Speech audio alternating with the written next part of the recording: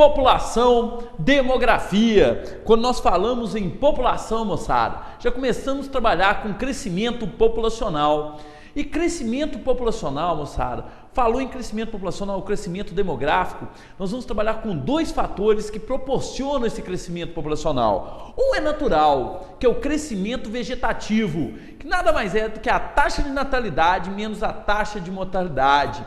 Crescimento vegetativo ou crescimento natural, taxa de natalidade menos a taxa de mortalidade, né? Brincou demais, não tomou o devido cuidado, daí 9 meses vem o resultado, né? Taxa de natalidade, se for maior que a taxa de mortalidade, você tem um crescimento vegetativo positivo. Se a taxa de natalidade for menor que a taxa de mortalidade, negativo. E se elas forem iguais, aí você tem um crescimento nulo, né, moçada? Raramente vai ocorrer isso. Galera, e o outro fator é o movimento migratório, é a migração. Mas quando nós trabalhamos com migração, nós temos a entrada de pessoas e a saída de pessoas. E temos que denominar essa entrada e essa saída. Por isso nós trabalhamos com emigração e imigração, né? Imigração de importação, entrada de pessoas, e emigração de exportação, saída de pessoas. Quem está emigrando está saindo, quem está imigrando está entrando. O Aldo foi para os Estados Unidos, né? Para o americano, o Aldo é um imigrante.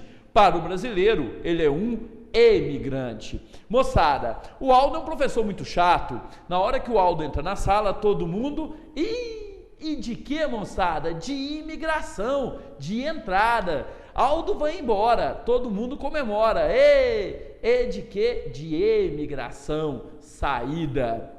Outro fator é o seguinte: áreas que têm uma tendência à emigração, cidades de emigração, né, de saída de pessoas, né, são áreas que têm mais mulheres. Cidades de imigração, de entrada de muitas pessoas, tem mais homens, né? Pois os homens, moçada, têm uma tendência a migrar muito maior do que as mulheres, pois os homens criam menos identidade com o local onde ele nasce, com família, né? Mulher, ela tem um grau de identidade maior com isso, com as cidades onde foi criada, onde nasceu, né? E com a família. Por isso a mulher, ela tem uma dificuldade maior de migrar do que os homens.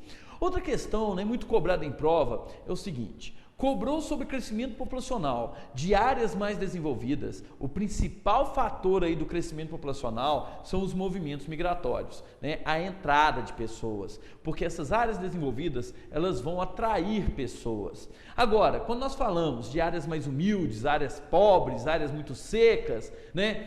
Aí o crescimento populacional, né, o principal fator desse crescimento populacional é o crescimento vegetativo. Então, em áreas humildes, o crescimento vegetativo é o principal fator do crescimento populacional, e em áreas mais desenvolvidas, o movimento migratório vai ser principal, porque a população tende a ter menos filhos, moçada. Alguns conceitos que são cobrados em provas, né, de geografia, que nós temos que saber. O primeiro, ecúmeno, né? Porque depois cobra no enunciado de uma questão, cidade ecúmena do Brasil. Você não sabe o que é ecúmeno, como que você vai estar respondendo essa questão?